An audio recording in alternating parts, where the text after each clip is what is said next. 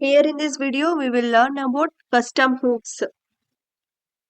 Like imagine you are a chef who has a favorite recipe for a delicious sauce. Instead of writing down the recipe every time you cook, you create a special sauce jar that you can use whenever you need it. This jar contains all the ingredients and instructors, making it easy to whip up the sauce without starting from scratch.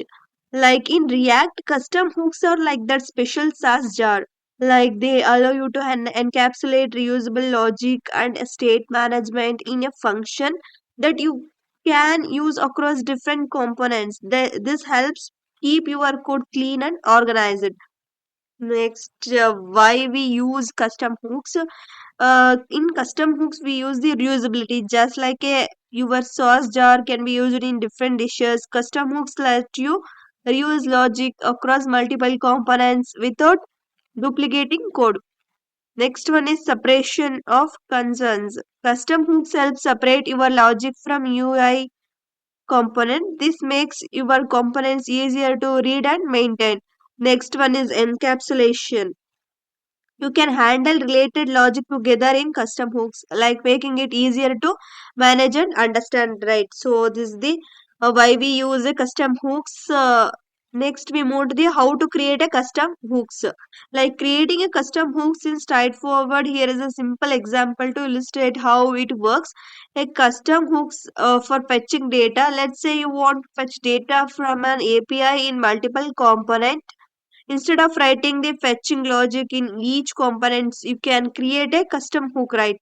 So first we need to create a custom hook. What we need to do is first we need to import use state and use effect from React. Next we need to declare the function use fetch URL, and we declare the data loading and error, all those things, and use the arrow functions use effect to fetch the data from the API, using a await function.